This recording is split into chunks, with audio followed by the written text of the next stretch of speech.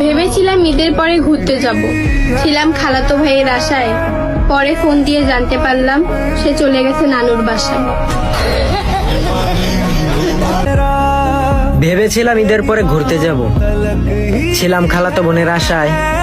পরে ফোন দিয়ে জানতে পারলাম সে চলে গেছে নানির বাসায়। আমি প্রেম করব কার সাথে? আমার তো খালাতো ভাই নাই।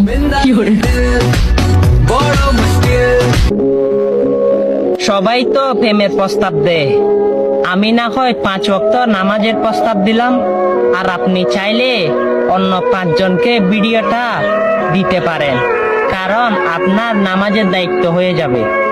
আর আপনি তার ফলে 5 ওয়াক্ত নামাজের যে সওয়াব, সেই সওয়াব পাইতে পারেন। আমিন।